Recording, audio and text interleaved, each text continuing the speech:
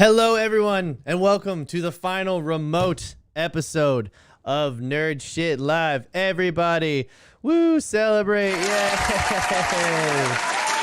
Yeah, so we're working. Well, yeah, we're working on a new studio, and it'll be done in July. So yeah, everyone's excited. Is everybody gonna miss the remote format? Right? I can't wait to see you guys and breathe on each other for the first time. I'm gonna miss the commute.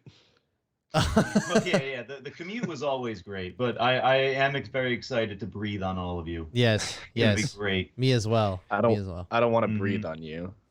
Oh, Berg, I'm gonna get right up in your face. I want to kiss. I'll be honest. Yeah, I'm excited I'm excited to drink you guys in. That's what I'm excited to do. We're all tall glasses of water. Yes, yes. And as far as I'm concerned, my thirst is yet to be quenched. Anyway. I am dying of thirst over here. All right. So, first up tonight, we got some trailers, boys. We got some trailers. And first up is, we should really have that bapa noise from Rugrats afterwards. After that, I want it to be like, So first up, we have Halloween Kills. Oh shit! Oh shit! And it just Danny, you didn't watch this, did you? No, I did not. It was a photo finished. I didn't have time it just occurred to me that there's no way you could have seen this. There's no way. So, everybody else though, we've checked it out. So Danny, it's a trailer. You can just go watch it afterwards. No spoilers for Danny in the trailers. Yeah, Danny, remember the Halloween movie that we watched? Remember the Halloween? Just picture that happening again. He wasn't here. So he wasn't here. Halloween 2. Oh, yeah. 2. So I wasn't here. I'm familiar with what the movie was, but it's basically Jamie Lee Curtis is back. I'm guessing. You got it. Oh, actually, we should let Danny guess the contents of the trailer before we talk about it. Okay, go. All right. Jamie Lee Curtis is back. I'm looking here. We got Anthony Michael Hall. Oh, he's back too. Okay. So basically, the plot is going to be Jamie Lee Curtis is going to be once again alone in a house, and Michael Myers is once again going to find her, and hilarity ensues. It's a rom-com, right? They're going to fall in love with each other. It's a rom-com. You could say that. Those are the vibes that we're picking between Mike Myers and death. That's what I figured, that, Halloween should be a rom-com for now. We were just talking about how there's not enough rom-coms anymore, and god damn it, they're bringing it back. All right, but actually, so this is a sequel to the reboot, like the reboot sequel of Halloween. You don't even call it a reboot. I could call it a soft reboot, maybe. That's why introduction into culture. We did an episode on it last Halloween where we watched the first Halloween movie, and then we watched its new sequel, the one made 40 years later, also entitled Halloween. Original. Because that won't be confusing for anyone. And we did an episode on it. You can go watch it. Either way, this is the continuation of that. I think everybody liked the new one, especially we like the concept, we like the execution. And yeah, this looks good. This was supposed to be out already, obviously, but it was delayed because of, an unspecified virus of unknown origins. It was supposed to be a summer blockbuster. Well, yeah, I mean, the first one was. They were going to release it in July. So this is also number 2 of 3, because after this there's supposed to be another one.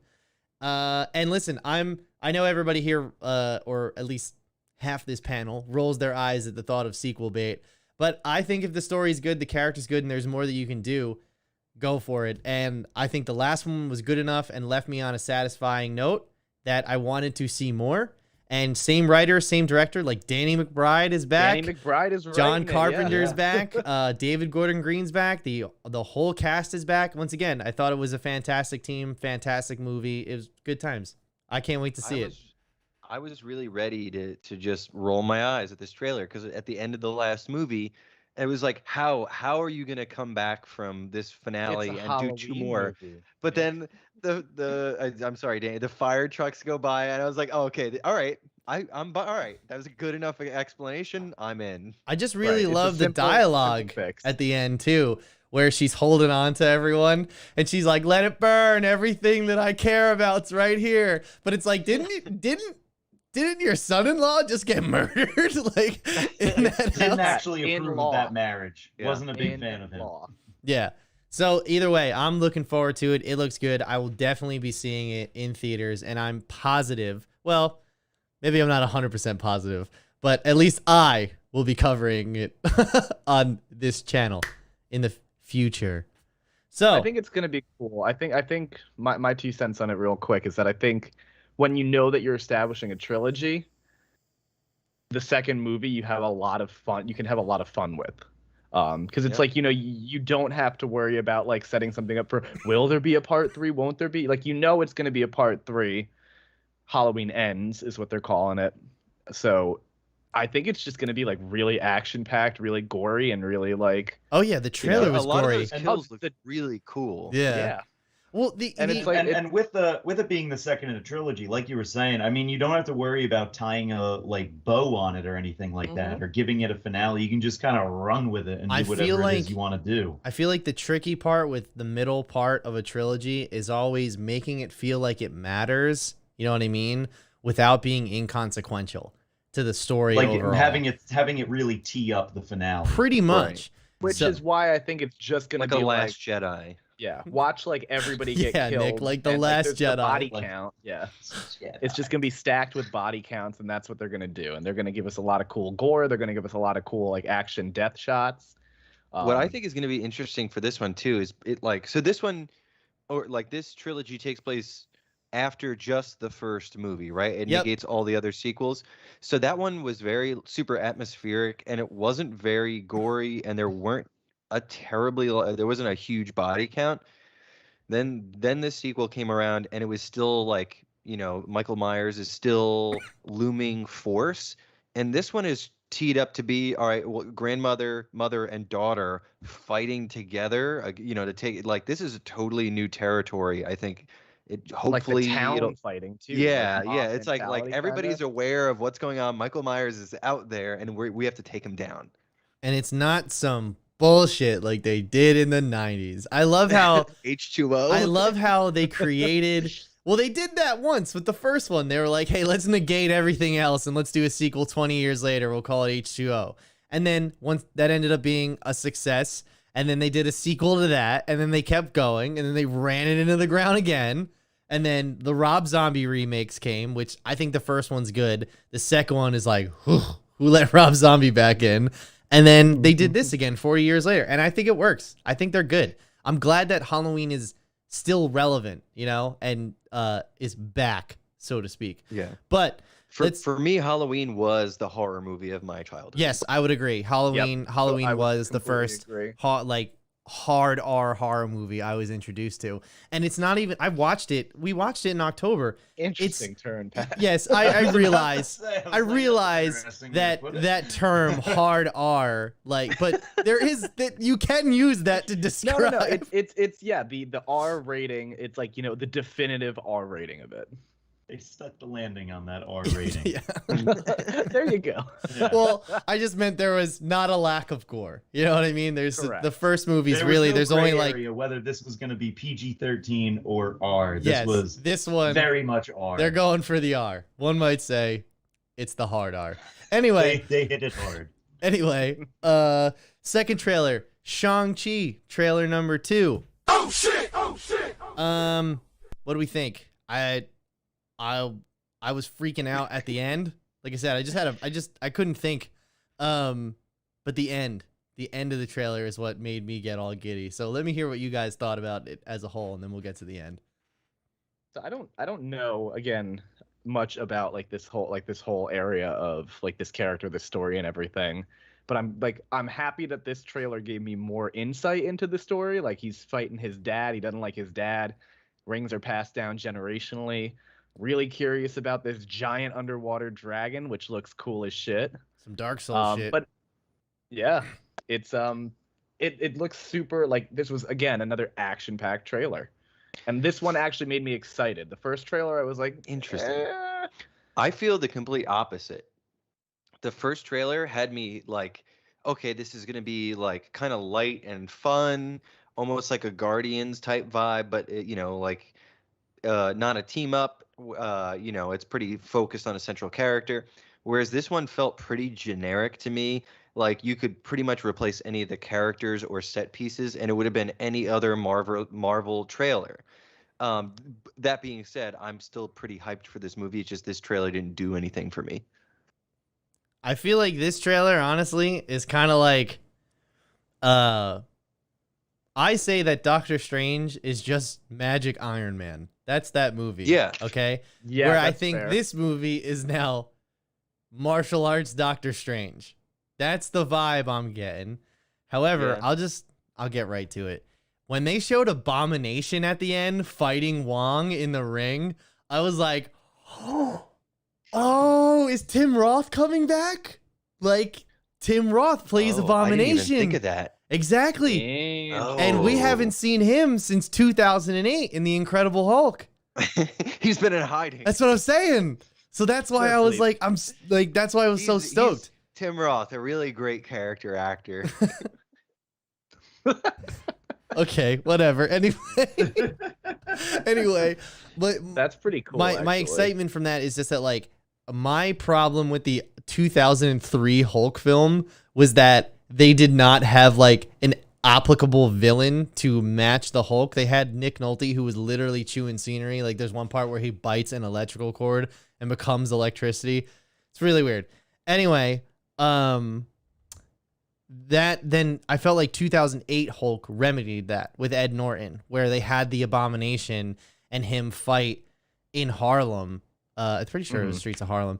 And I really like that, like two giant ogre type creatures fighting each other, right? That got my Shrek. I was very giddy 15-year-old at that point in time. However, what was I gonna say? However, this makes me excited. The fact that he is back and that like I know it's only gonna be a bit part, and I realize that he is only going to be in this one scene, and it's important to curtail your expectations on that because that's where he's gonna be. But it's just good to see him back, and I'm glad Marvel can. We're so familiar with Marvel at this point that they can just do that. Like, it's like the comic books now, where characters who make sense to be in scenes or who make sense to be a part of the world step in and out of storytelling. You know what I mean? Here and there, and without having to like heavy-handedly like introduce and backstory that character. Like, no, you remember from that movie? Well, he's back and he's gonna be here for 10 minutes. Yeah. It's I can't wait. Now I really can't wait. Apparently back for 10 minutes, and it's really important you remember him. But he's only gonna be here for 10 minutes. That's the corollary to this. Like, yeah.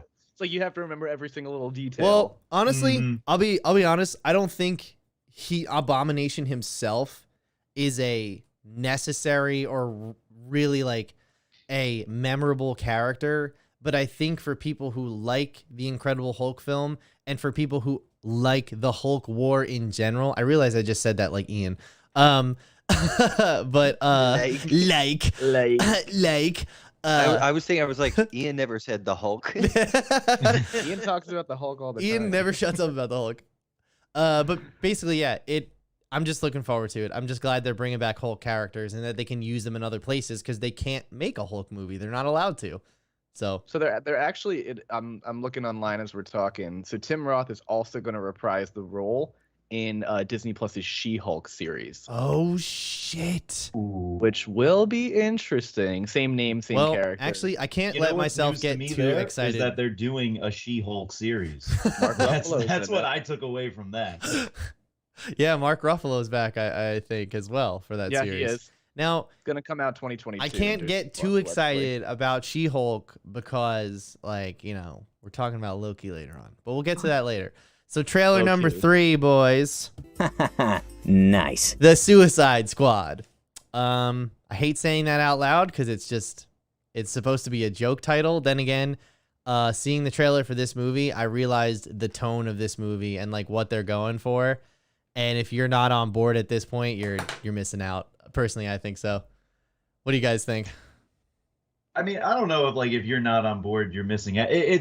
It's tough just because, again, I did not see the original Suicide Squad. But the fact that what I love that they're going for with this is they had to advertise, hey, James Gunn is here. You know, the guy who did Guardians of the Galaxy for the Marvel universe. Yeah. Well, we brought him over to revive our universe. I kind of feel like every studio does that. It's like, hey, remember the movies you saw that were really awesome?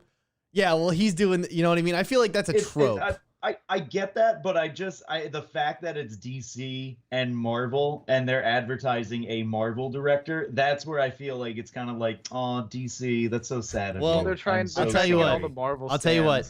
If there's one thing these trailers tell us, it's forget the last movie. Forget anything. Yes. This is a fresh new direction, a new take. Is brand new. Like, all the the characters you know and love are going to be here. Maybe they'll be a little bit different. They're a little zanier. Like Joel Kinnaman's performance in the trailer is already better than anything he did in the 2016 version. Completely agree. I am so on board with Joel Kinnaman just from the trailer. And I'm all for John Cena.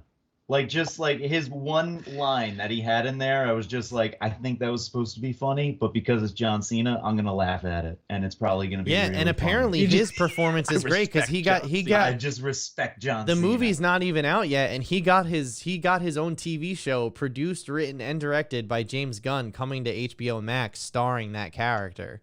Are you it's also how's he gonna do that and the Fantastic Four movie? And be in the WWE again. Exactly. And then whoever knows whatever else they're going to do for Fast and Furious. And because he's definitely they're not going to leave it at 9. No. And how is he going to do all that while kissing China's ass? You know what I mean? What's he gonna do? Okay. Too bad we can't see him. But overall, I mean, I will say it looks fun. I was reading a little bit about it. Apparently, they kept Idris Elba they kept his character name secret for like the longest time up until like the very last 2 weeks of shooting. That they didn't want to announce that he was Bloodsport. Which, just doing a little bit of Googling and a little bit of information on who Bloodsport is, apparently he actually like legitimately fucked up Superman. Yep. Like, to the point where the only way Superman was able to beat him was through emotional warfare. Which is hard for Henry Cavill. That might be why he's not in this movie. They would have had to ask him to shave again too. I'll tell you what, Idris Elba looks great. He always does. He looks great in this movie. That doesn't need to be said. He looks great in this movie. I think he's gonna do awesome, but don't get it twisted. If Will Smith was willing to come back, that would be Deadshot, and that would be Will Smith. That's what that would be. Like, there's no doubt in my mind. And Will Smith, since he's doing this whole he's doing this whole thing where he's like, I'm in the worst shape of my life, and he's like gonna lose a bunch of weight and like put it on YouTube and stuff and like get really ripped again. I mean, then yes, a protein powder brand. Yeah, pretty much. I'm calling it. I will call it right now, and I'll buy it. Yeah, but I'll gladly buy it. That he's doing that. Fresh That's why Prince he of said protein. he can't do this. I was trying to come up with a pun. That's why he said he can't do this, but he's leaving the door open to come back for another one. So maybe in the future we have Idris Elba and Will Smith, and they're in a good Suicide Squad movie. I'd love to see those reason two actors together. The only reason I watched this trailer and it, like same as the last one we talked about, it didn't do a lot for me. I'm excited to see the movie, but I just love all the actors in it. Like Michael Rooker, I'm like except Flula Borg, Peter Capaldi. I'm like, I want to see all of these people. And to think Dave Bautista passed this up to be in Army of the Dead. What I don't know what you're talking about, Pat. But fair, but listen, the right pick. Fair enough, okay? Because I stand by Dave Bautista. Paycheck. Dave Bautista is the best part of that movie. After all these weeks, he is. Yeah, the best part, however, I'm not saying. I'm not saying the bar. Is the best part. I'm not gonna say the bar was the hardest to jump over. It was the hardest hurdle. Hard bar. So It was a hard bar. So are they gonna be referencing anything in the last film? I Is it fucking kinda hope not. I think they have to, like, because she's like I thought they said this takes place in the 70s. Oh, I don't know. Does it? I'm pretty sure it does. I don't remember that. I mean, the Wow. one thing I will say is just in terms of tone, how they approach it differently was just even just like the logo, the graphics package, all that starkly different from what they did in the original Suicide Squad, where it was all the neon, it was like the pink and the dark blues and everything like that. This one is just full on comic book. This is a rebrand. We're reskinning this entire thing. They only did that after Guardians of the Galaxy, though. Like, so so now they're just once again copying Guardians of the Galaxy. For this except one this time they went and got the guy. Yes. But Danny, do you know do you know the story behind that? Actually, behind what? Behind James Gunn being hired for this movie? I do not. Okay. Enlighten me. I love stories. James Gunn had some pretty insensitive tweets from 10 years ago that a bunch of right-wing, specifically a bunch of right-wing trolls dug up and created a fake outrage behind and got him canceled, and Disney fired him. As soon as he got fired, it was like 2 weeks later, it came out like James Gunn was seen like going for an interview about, potentially directing a DC movie. Inside sources say it's a Suicide Squad. Couple weeks later, it comes out James Gunn was hired to write and direct Suicide Squad, which is perfect because that's what WB wanted. They wanted a Suicide Squad by James Gunn. And then after they saw the hype that was building for this movie that wasn't even shot yet, and they realized they made a mistake, Disney hired him back to write and direct Guardians 3. And the Marvel Cinematic Universe actually had to shift its timeline a bit because James Gunn was like, all right, well, I got to go do, I'm not coming back for Guardians 3 immediately. I'm going to go do my own thing in Suicide Squad. I'll see you guys later. Just BDE all over the place. Can't get away from this guy's D. What? No, do not send his tweets right now. Uh-oh. What did he say?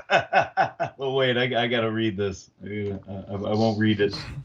Okay. Won't read it aloud. Okay, I kind of feel like but I gotta all you viewers and listeners can do your own research on the back end. Here's the thing. I kind of feel like that tweet though isn't really supposed to be a joke. More or less, it's supposed to be digestible commentary. You know what I mean? That seems like a hack tweet. Like he might be able to get away with saying, "Oh, my account was hacked that day. I didn't actually send that." But that's pretty light. That's pretty. However, no, it was so long ago that somebody dug it up. I know he would, but that's a hackable tweet. I also feel like that's like the lightest one compared to some of the things I've seen. Even I'm not offended by them. If people are, that's your decision. But I mean, I don't think it was enough for the guy to lose his job over. But either way, it's kind of funny. Should we talk about Harrison Ford? Real quick, I'm looking at the description of this video that we're recording right now. It says Loki is a wow fesh. Is that a typo, or is there something I'm just not aware of? It's supposed to be fest, so yeah, that's what I thought. Well, what's a wow fish, guys? Wow fish. That's a fetish for wow factor. I was going down that same thought process too. I was like, and someone's just like, "Wow, Danny, wow." And I get off on that. Wow. The whole time, just say wow. I love those are the best wows. Oh. Yeah. Wow. Wow. It's almost like we're doing an episode on a show that he's in. It's just dropping the breadcrumbs. Okay. Harrison Ford. So I wrote down Harrison Ford is an idiot. I think that's pretty insensitive considering that he's going to be 80 by the time this movie comes out. So what is he, 78 now by all accounts? 78, 79? He's around there? Yeah. He's 78, Yeah, he's 78 right So, now. how in old? Remarkable shape. 78?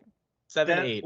So Pat, Nick, two consecutive numbers right there. 7 and then 8. And then Thank you. an 8. Mm-hmm. What were you going to say? What were you going to say, Danny? Oh no, I was gonna say say what happened because we have a lot of commentary. I believe he just I don't think there was any more information available besides for the fact that he hurt himself while he was doing a fight scene. And I imagine we will not get the full story in detail until he's doing press for the movie, kind of like when Tom Cruise broke his ankle while making Mission Impossible. And everyone was like, oh, Mission Impossible stopped filming because Tom Cruise hurt himself. And then you didn't hear about like what actually happened until they started. They're going to wrap this into the promo of the movie, Yeah. It's gonna happen. Yeah. And So no, go ahead. go ahead. I was gonna say some notes about it. I have finish your thought and then I'll. Oh, okay. Get some Well, I other was little gonna say things. that just like, what the fuck were they thinking? Like, how about I would have preferred them in this case, especially after Kingdom of the Crystal Skull, which, by the way, I don't think is as bad as everyone says it is. I would have preferred them to just give it to somebody else and like make a new Indiana Jones trilogy. I would have preferred. That was the whole point of that movie was to like hand it over. Yeah, technically to Shia LaBeouf, but instead of don't even go there. Just like say like this guy's Indiana Jones now. Like let's say Chris Pratt's Indiana Jones now. Chris Pratt's gonna be Indiana Jones for the next however many Indiana Jones movies that we're gonna have. Right? That's just. You don't even have to announce it. You just put him in the trailer in a cap. Oh yeah, and looking up Bond. in like a professor room, Yeah. and then everyone will be like, exactly. There you go. Swoosh. That's all that needed to happen. Like I didn't need this. I'd be swooned. I didn't need the James Mangold let's put him out to pasture Indiana Jones movie. I didn't need that. I don't need a grand. I don't Kingdom need of the Crystal I Skull. don't need Gran Torino. Yeah, yeah, no, that's a good point. I definitely do not need a Gran Torino style Indiana Jones. Oh my god! Oh, I would love if Harrison Ford sings at the end. Sung of the it too, outro just song. like Clint Eastwood. So tenderly in my Gran Torino. Those are the actual words. And anyway, so apparently we joke about that song a lot in my friend group. Well, okay, so all that aside, I think the ironic part here is that Lucasfilm was having trouble getting him insurance to cover him to be on the set of the movie because they were afraid he would injure himself. And have you guys seen what's the 3 hours long? We made 3 guys CGI. I know what you're talking about, but I can't. Irishman. Yes, there we go. That's the one. Yeah.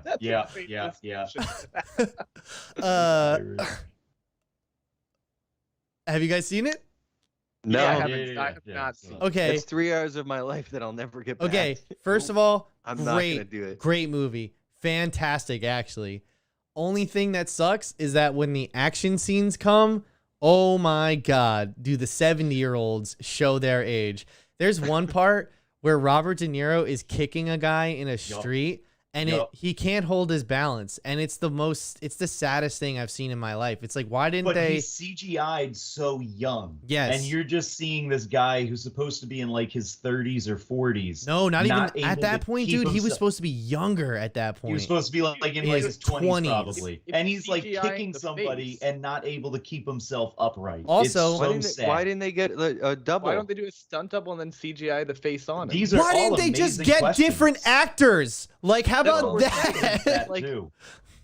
Like, These are all Scorsese. great questions that Scorsese everybody You was asked gotta like- and find they were somebody like, else who "Why?" can kick a guy as good Yeah. as Bobby D. Like, Scorsese He's was. been doing it all his life. Scorsese was like, yeah, I'm gonna get Al Pacino, Robert De Niro, and who's the other one, Danny? It Joe was, Pesci. Joe Pesci. Joe Pesci. Joe Pesci. It would have been nice if those actors were in the film and played those characters when it was like the later half of the movie as you see them go through their life. And even if you have a younger actor, make him look older and then hire an in-between actor. Like, you didn't have to do that movie like that. And you saw what the product did. was. Good story, good, like everything's good about that movie, but it's like, why is Robert De Niro so shiny? Like that, like Yeah. you know Why what I mean? does his face not move right with his Pulled body? the skin back and they Yeah. just taped it. And they even said on set, Martin Scorsese walked up to Al Pacino and was like, listen, you're supposed to be 50 in this scene, so I need you to stand up like you're 50.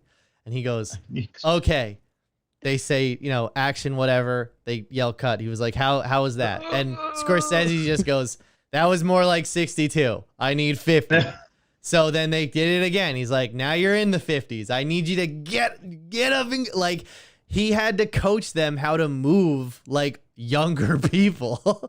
These guys it's just have- You get out here and fucking do this. I'm just saying. I 25 thought years of wear and tear Which that Martin is a lot of Scorsese's- wear and tear to unteach somebody. I'm just Martin saying, I Scorsese's thought 80 years old. I would be like, get your ass out here and pretend. Show me how it's done. Like, Just give him drugs. I'm just Give I'm him fucking cortisol shots. speedball.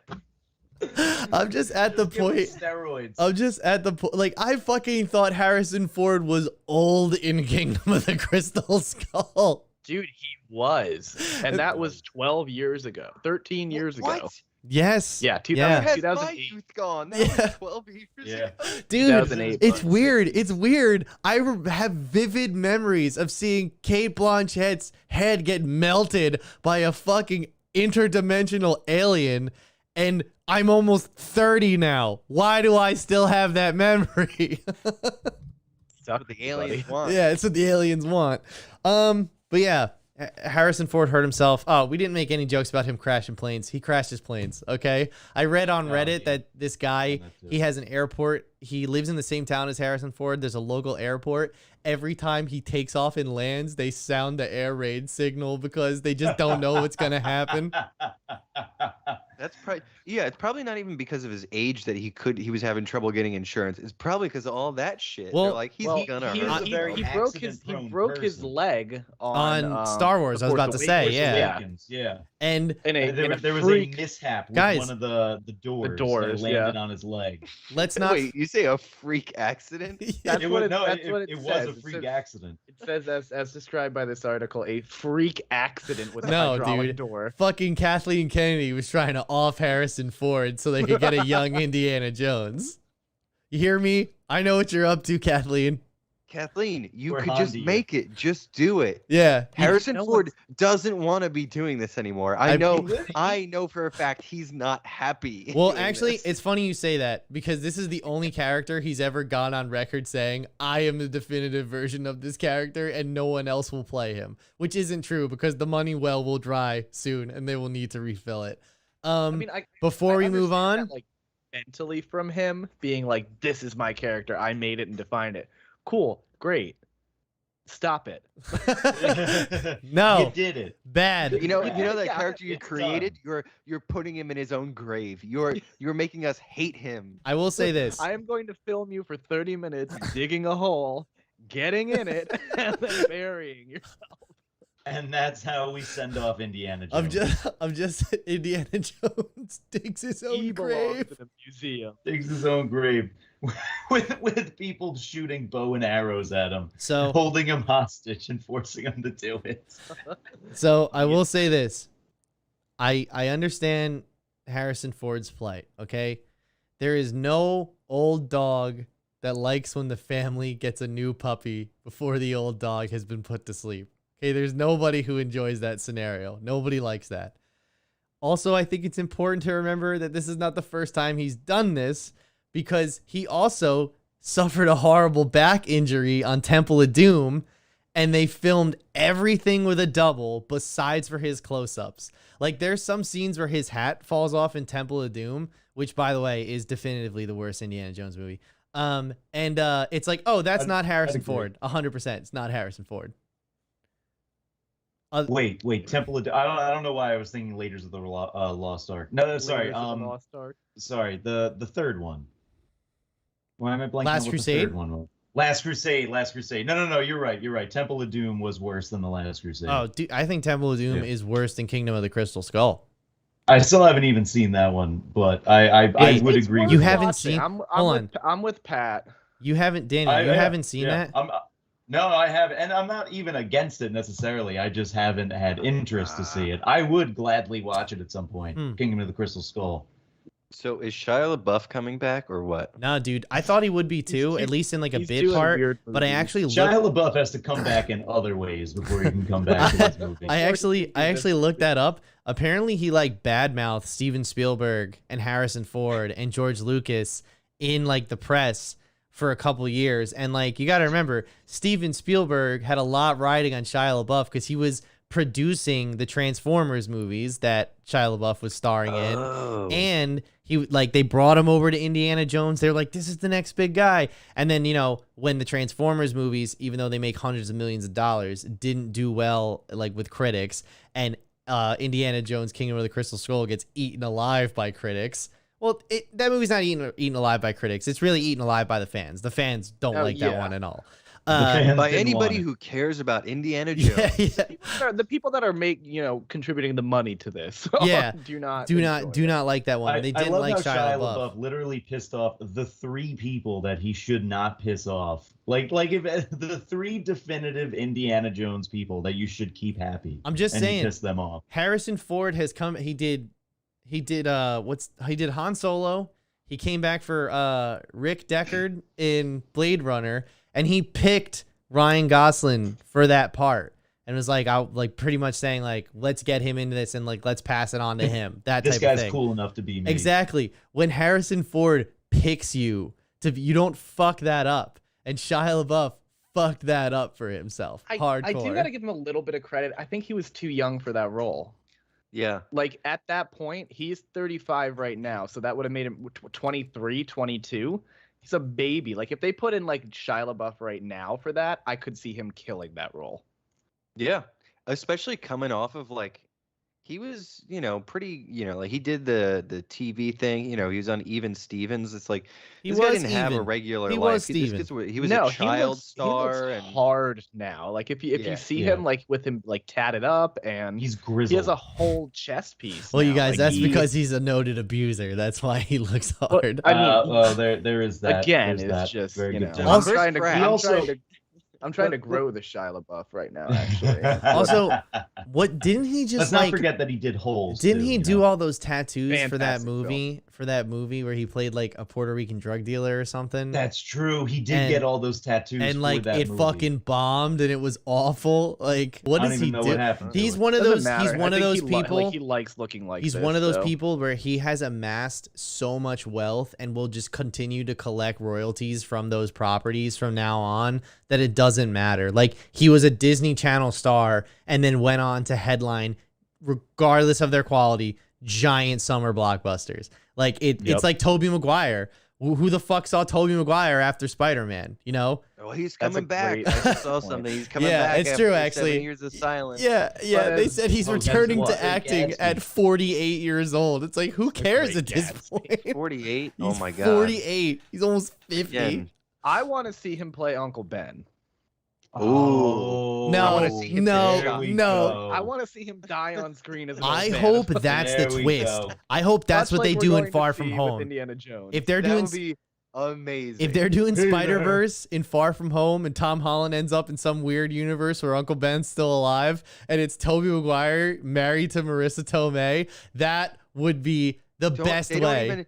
It doesn't even have to be Uncle Ben. It just has to be like an Uncle Ben moment. So they build up the whole movie where he just gets an attachment to old Peter Parker, and then he just watches him get shot in the street, and it's like he's like, "Remember, with great power comes great responsibility," and that's his Uncle Ben moment. Honestly, nice. That's not bad writing. All right, so boys, we had a birthday over the past week. We had a birthday. Yep, birthday. We did. It was our formative video game console, the Nintendo 64. No, shut the fuck up, Bruce. Whoops. You shut the fuck up. You're not telling me it had a birthday, Pat. It did. It is officially 25 years old. Oh boy. Yep. And I still don't put it in a Indiana Jones movie. It will not be the successor. And this episode is the episode that makes me feel old. I'm old. Wait, Nick, this is like when you wore that sweater and you took the picture. You kids keep me young. Yeah. This is what that's like. Either way, so we thought it would be cool on this segment to just go through and talk about some of our favorite games from Nintendo 64. I know that everybody here kind of like Burke, you still have yours, right? You still have your Nintendo 64. I have several. Okay. I sold mine to get a GameCube back in the day because that was a hustle back then. All right. So yeah, you got to do what you I know. Recently, though, I have rebought and I have rebuilt up my, my collection of games. And let me tell you something. Searching through like those games to find out what is truly my favorites, I was like, holy shit. There is a lot of fucking games that were incredible. And not just for the time. Like, I can go back and play them now, and they still hold up. I think they're amazing. Dude, I do like I will frequently like, and this is why don't we have a Nintendo 64 night? Like that's what we should fucking do. Down for that. But I think this is There's one no of the most, online multiplayer. right. Fuck, you're right. I think actually this is one of the most important things for me, at least. I think Nintendo, and we'll get into it, but I think Nintendo needs to continually be re-releasing remastered editions of these games as they are, because if I want to buy Majora's Mask, it is like an $80 cartridge right now, minimum. I think what they should do, and they do kind of do this right now, is they have their virtual like, do you guys remember, did anybody here have a regular Wii? Yeah. Okay. I had one. They had the Nintendo eShop on there, which had the virtual console. So you could buy old games from like Nintendo 64 era and play them on your Wii with a GameCube controller. It was sweet. The Wii did that the best. Yes. Switch is not doing it as well. They're doing it, but they are doing it, things. and that's what's important. And Yeah, I think my one buddy still plays Animal Crossing, even though that was not in 64, that was GameCube. But he still plays Animal Crossing on his Wii. Like it's the original GameCube one. But it still looks great. What Switch is doing right now though is they have their retro virtual consoles. So pretty much they add and take away different games like a streaming service. It's $20 for the full year. You have access to all these games. It's SNES. There's regular NES on there right now, and I think there's one more, right, Mike? If I'm not mistaken. I don't know. I haven't checked it recently. I do like one of the cool features about that is they put a lot of the Japanese Famicom versions. Yes, that's it. That's the one. That's what I'm looking for. Which is super cool. Which is the Famicom was just the NES over in Japan. Yes.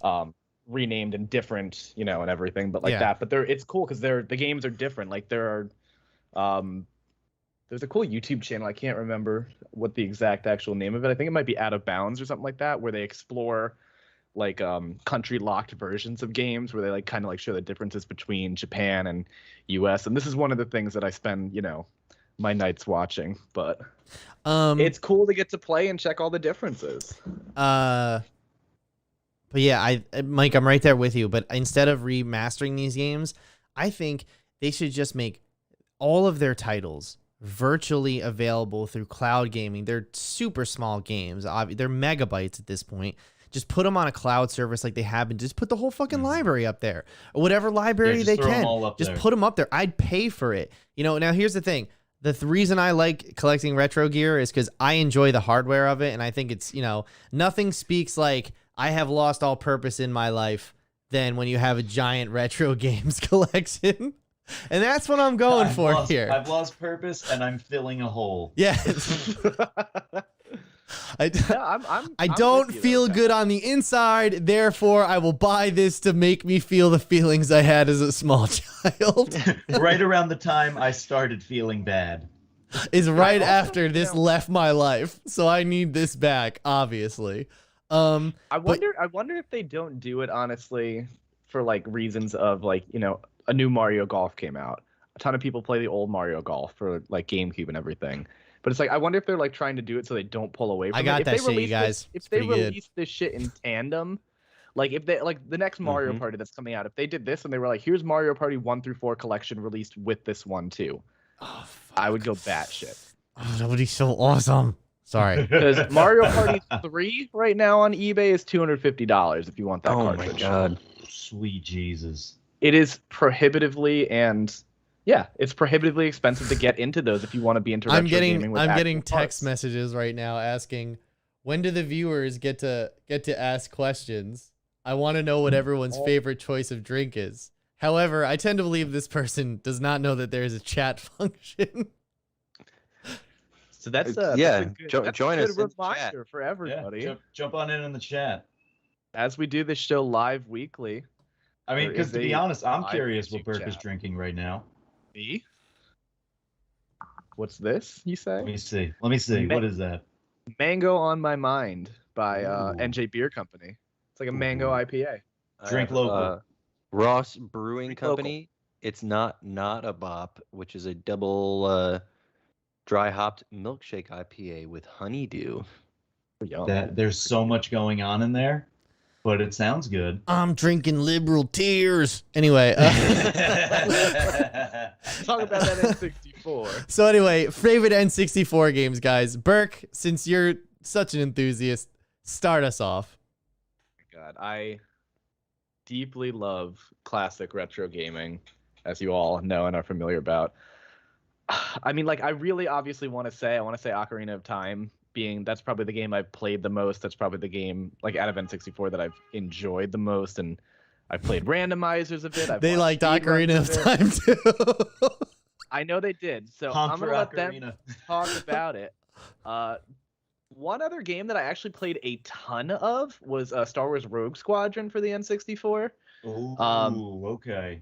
Which I don't know if any of y'all played that, but it's basically very similar to like Star Fox-ish, where you're like flying around in the ship. Yeah.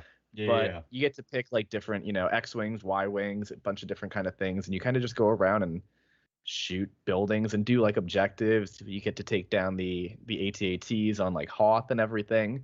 It's loosely based on the storyline. It doesn't follow it like super wise. It's kind of just like, here's the place in Star Wars where this takes place. Here's a mission. You're in Rogue Squadron. You're in, the elite class of pilots who are going to take down these, either giant robots, giant Death Stars. Like, it's just cool. Hold on, I'm sorry. I was thinking about playing that game too. Yeah. We're talking about Rogue it was Squadron, just fun. right? Like, you and your friends, you just kept like switching off for hours. You would just like take turns like playing. It was so much. We're talking fun. about Rogue Squadron, right? Yeah, and the controls were fantastic. I remember for it being like, like those games can get like, I feel like super jittery and super like weird in that way, but it actually felt like very fair. You couldn't like turn on a dime. The different ships had different kind of mechanics. So it was like, if you're flying a Y-wing that's like bombing things, you got to be a little bit slower. And it's like, you're going to soak a lot of hits, but you're going to bomb things, while the X-wing is like, you're rushing through there to do damage. And that inspired a lot of in Battlefront. I never played the first Battlefront, but Battlefront 2, where there were space missions, it was the same thing, where there were X-wings and there were Y-wings, where each one, they had their specific mission. And so you see a lot of that inspiration from Rogue Squadron. Yep. It was a really powerful Star Wars game. And it had now this is the sequel. There you go, Pat. Yeah, that's this is the sequel. Now I have the original one. I also have Shadows of the Empire, and I also have the first Rogue Squadron, except it's called Rogue Squadron 3D on Steam. Oh, really? Yeah. But no, Mike, that Rogue Squadron 1 is an amazing game. I love it. I love this one. I got the third one too. Fucking I hope they bring it back. Dude, it was such an aggressive chef's kiss. Yeah, trying to get all those like gold requirements too. One man of action. Like just like grinding those was so difficult. Yeah. Oh, so I gotta replay that game. They make you grind in different ways now in video games, though. That's a great point. Yeah. So, Danny, how about you go next? So I was struggling to come up with what my favorite one was. And primarily I was trying to, go back, because I didn't have an N64. It was my neighbors across the street did, that I always went over, and I played with them all the time. Like, that was our summer days. And so I was trying to remember like all the games that I played, like GoldenEye and like what's it called? Smash. But I think my favorite one of all time, and primarily I feel like none of you are going to choose this one, is NFL Blitz. NFL Blitz. Holy shit, dude. I have played this game. Thank God. Thank God. Because that's the best football game I've ever played. Yes, dude. Fuck yes. Give it up, everyone, for Danny Kilkenny for having literally the best take on a football game ever. Actually, it was Danny. The greatest. I think my brother had this. I do remember this one. Oh, it's the fucking best. It was primarily, the biggest thing about it was just how aggressive and violent it was as a video game. Because now, like, you look at a Madden or anything like that, it's regular tackling, it's realistic. This was not realistic. This was 90s football. Deion Sanders picking somebody up and pile driving them. There was into the one ground. part. There's one grab where you can straight up grab someone and Arm throw and then them you twist back. Yeah. And just, People- you people- pick them up and just throw In them Mad, down. if you did that shit in Madden today, they'd be like, What the fuck are you doing?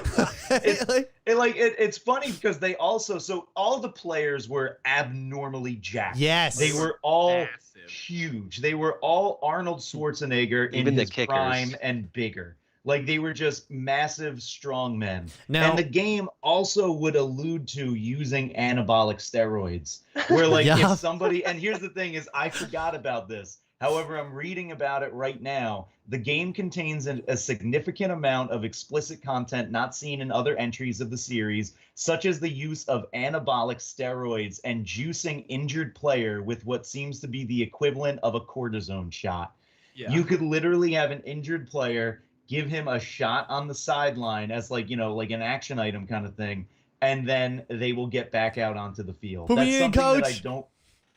I was just gonna say that's something I don't really remember too well, and maybe as like a young 5-year-old, I was just like, yeah, juice them, go for it, let's do it, Juice 'em, back out bro. there. oh man, you just took me back so hard. A lot of I those wanna know guys, who a manufactured lot of those this guys game. who made that game, because they lost the NFL license. It was specifically to Yes. EA after that. Gee, I wonder why. Yeah, It right. was, but who made before this? that- Midway. Yeah, Oh, Midway Midway- and Midway EA Games. Sports. Right. And then EA took over the Madden title. right. And then what was I gonna say? And then a lot of the guys who made this game went on to go work on NFL Street, and that's why all of the Yeah. NFL Exact Blitz same games, thing, yeah. all the NFL Yeah. Blitz games after that were just trash. They just were not up to the, like, I know this one came out in 99, so it was just called NFL Blitz, right? And then Yeah, so there's a couple there's different 2000 installments. and there's like 2001, I think, 2000. right? There is NFL Blitz that came out in 97 and 98. That was for the N64. However, yes, there then was NFL Blitz 99, NFL Blitz 2000. Yeah. It's It's all pretty much the same thing. I'm no, watching the some ones footage after right this now. one are Dude, I just watched somebody like score a goal and they're like showboating, like crossing Oh. into the end zone with the football out. yeah. Yes, The showboating yes. was the Dude, best. so You could good. just If like you hold had it in front such- of somebody's face. If you had such a large lead, like if no one was behind you and you were running to the end zone, your guy would just like high leg kick, hold the ball out, like just Yeah. up and Yeah. it's so Fuck. funny. It was the Someone- best. okay. It made the NFL and it made football in video games. Nick, you fun. got a browser it was open? So much fun. You got a browser open, Nick? Yeah. Look up LukiGames.com and search NFL Blitz for N64 and tell me how much it costs. Oh, I gotta no. see this. Like this was the game that like if you and your friends got into an argument, it was being settled in NFL Blitz. Well, I mean, And, what fucking like- 6-year-olds were getting into that heavy of an argument? Remember the Turbo? The Z Turbo? Oh yeah. Yes. the Turbo. Oh, in the end, like I could still hear his voice sucking down. And also there was no punting.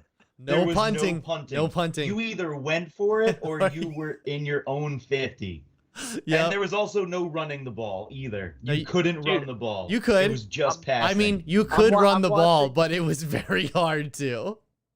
I'm watching gameplay right now, and the fact that everybody, like while you're playing it, all like the punching noises when everybody's hitting is like. Brr, brr, brr, brr. Like, Mhm. $25, Nick? aggressive. $25? Yep. That's not bad. That's not bad at all. I That might be guarantee purchase worthy for a stream night, but maybe that'll be in a few 100%. weeks. That's what I'm I saying. forgot after they're on the ground, you can tackle them and keep. That's tackling right. You Yes! keep jumping on Yes! top of them and like injure and like elbow them and everything. them. Damn yeah, it. and you like jump up and sit down, like. Yeah. Oh my god. You They- can just continually just tackle them into the ground while they're unconscious. They need Oh, to God. they need to make another one of those. All right, Yeah, Nick, this was the defining sports video game. all right, Nick, That's you're such up. a good pick. So I didn't have any trouble picking this game. I realized as a kid I was way more into Pokemon than I remember being. So I'm going with Pokemon Snap. Oh yeah.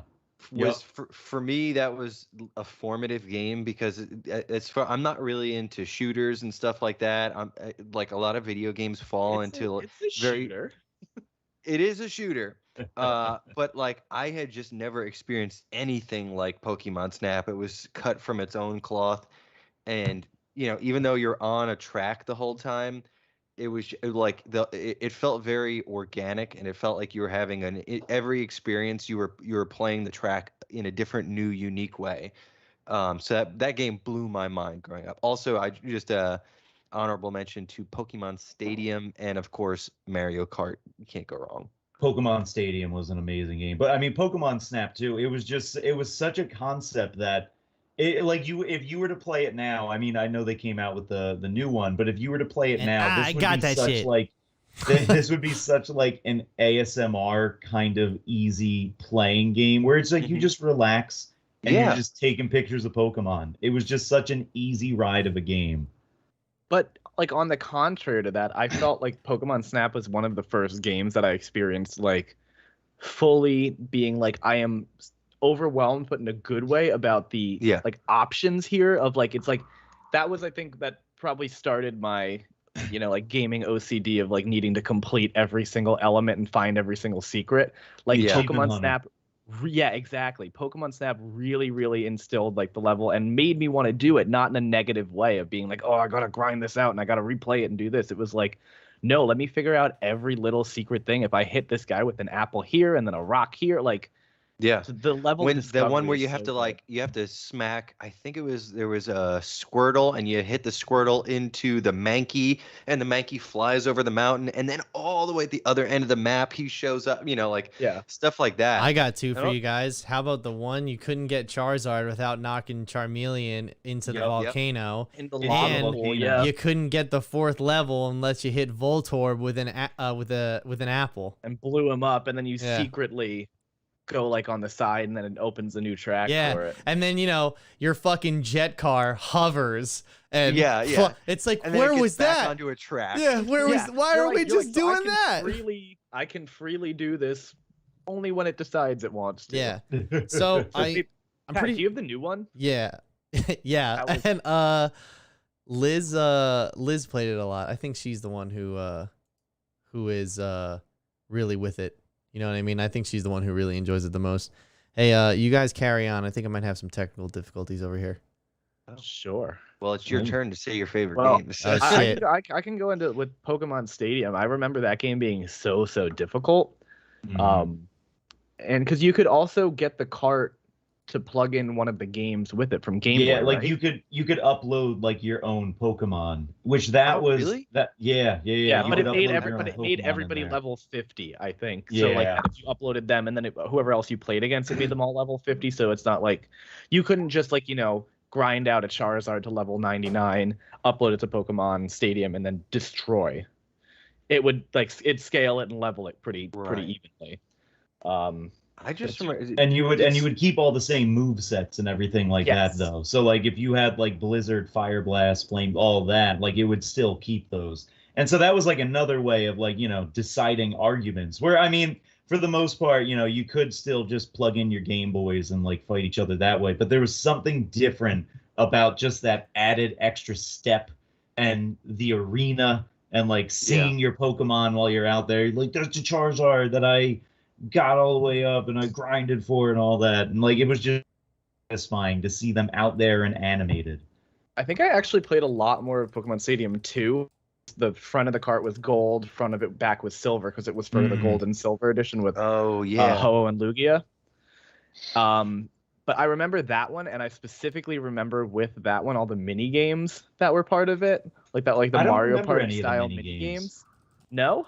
I mean, it could be I just literally don't remember them. That's that. So like, what I remember one of them was I think you had to it was either ring toss on the Diglets or bop the Diglets. There was that one was awesome. There was a cutting competition where you were like Scyther or Pinsir and logs were falling and you had to cut on the specific thing.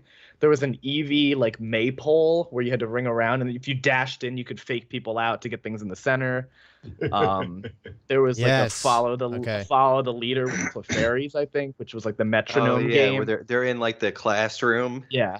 And then of course the counting game, where count how many whatever comes by, and then after a certain point everybody's just spamming A and you count up to like 99 things and everybody's wrong. Did you play the lick-a-tongue one yet?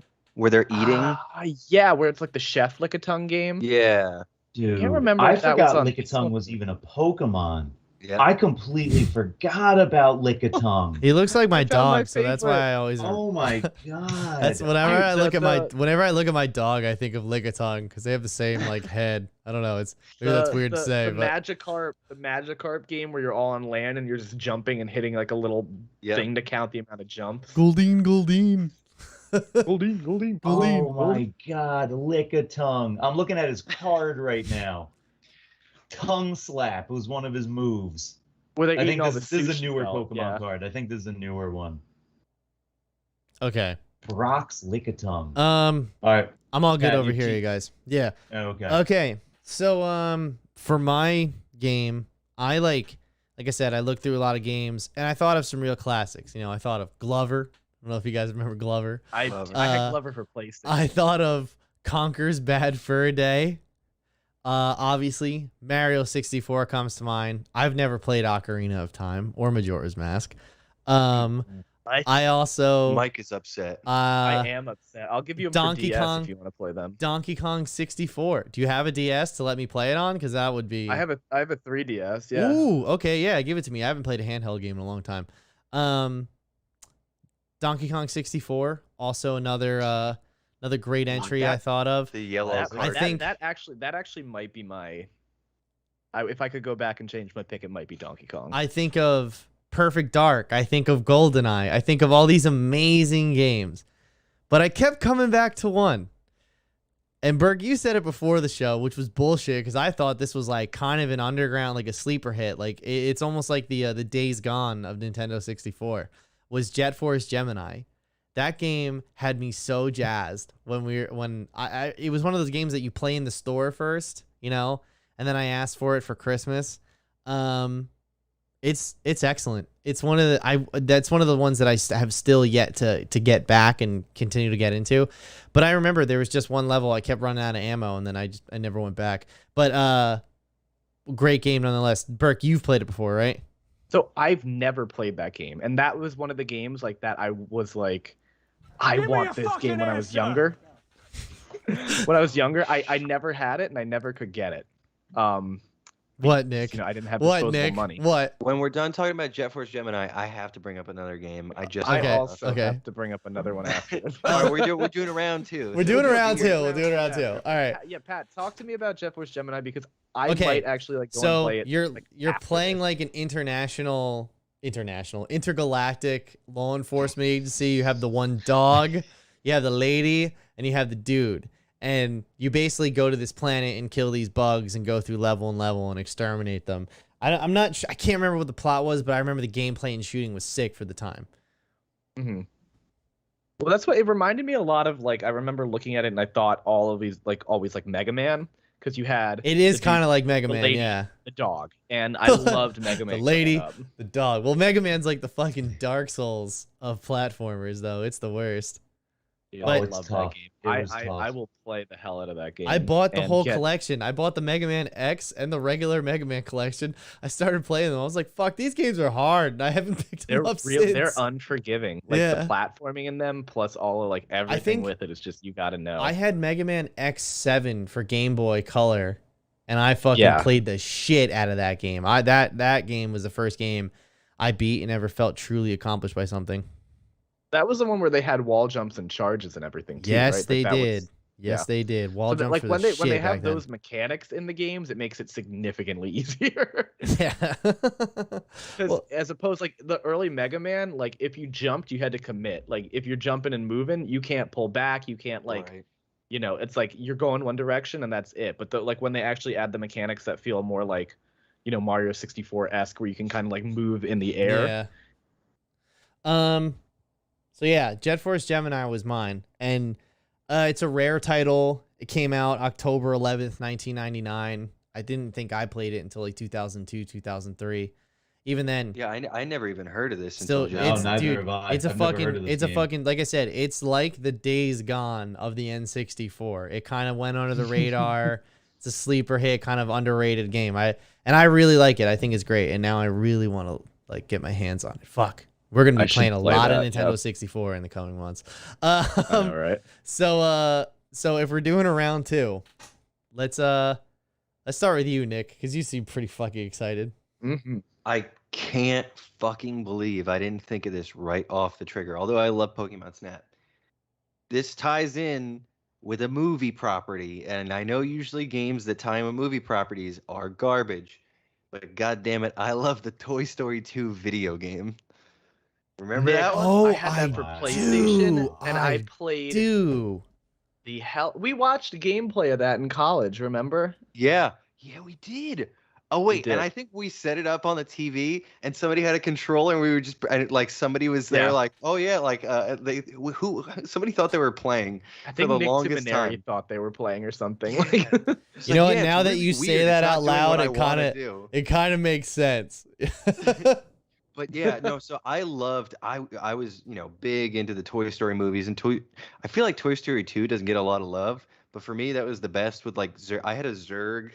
It wasn't an action figure, but it was like a Zurg statuette type thing, and it was motion activated. So I'd walk into my room, and Zurg would be like annihilate and just like fire laser beams. I was really into Toy Story 2. He and this put game holes in the fucking wall. It drove my parents crazy. My mom was pissed.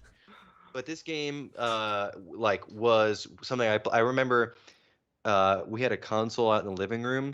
And my mom would tell us to go to bed, and we would go to bed and then wait an hour, and then take a towel and stick it under her bedroom door so like no light or sound would get through, and then we would play Toy Story 2 until the middle of the night. And then just like being scared to go up in the attic and fight the robot toy. This was another. That game had I remember Fear, playing that game. Yeah, exactly. Play like Al's Toy Barn and everything like that. And like when because it's weird because it was open. It was pretty much open world. I mean, per level, it was super open world. But when you got to the point where you're like, oh shit, I have to fight a boss in this area, like it felt like there was some weight there. Yeah, there were some heavy moments. I didn't play that one. No, you should honestly play it. I had it for PlayStation 2, or no, I think I had it for PlayStation. I think it originally came out on PlayStation original. Okay. Yeah. Okay. I might have to go see if I can try and find this game because I'm with you, Nick. I'm a big fan of Toy Story 2. I mean, don't get me. I still love the other ones, but that one I also agree. I feel like it almost flew under the radar in a way, even though it did not fly under the radar. It definitely didn't. But it's more like it's a fucking Toy Story game, Danny. There's no way it flew under the radar. I'm aware of that. But when you retrospectively look back, people think of Toy Story. They think of Toy Story 3 and maybe the most recent. Okay, but for the most part, no one really thinks of Toy Story 2. Right. And Wayne Knight as Al. Yeah. Or sorry, as the owl or the chicken in the toy barn. Okay. Whatever. All right. Well, thanks for that, Nick. Burke, you're welcome. Burke, you're up. Shit. This is also not going to come as a surprise to anybody. Paper Mario, the original one for N64. Okay. You're giving me a Mario game, you're giving me turn-based combat, and you're giving me an RPG with it. Of course, I'm gonna love this game. But I've played all of the other Mario games after that, and I'm currently playing the one for the origami one for Switch right now. I played it for a little bit and then stopped, but I really should pick it back up again. But this game, the way that it tells a story and the way that it's the level of the fighting is cool. It feels super balanced. And I mean, it's nothing new. There's Mario RPG is an old game that was pretty much just a Final Fantasy game. I think it was for the SNES. But Paper Mario is super cool because it was just I feel the humor in these games is a really big point for it. It's real jokey, it's real goofy, and it's they break the fourth wall, but they don't a lot of the time. Where it's they kind of nod to things being paper, but it's not it's not like, you know, it's just for the pure comedy. It's like a wink and a nudge, kind of like pretty tongue in cheek about it. Super fun games, super simple, super straightforward, very linear. Everything is done in like chapters or acts. So it's not like a Metroid game, or it's not like anything else where you have to like get one piece here, go track here, backtrack 6 times here, find 3 secrets, find 4 things that way.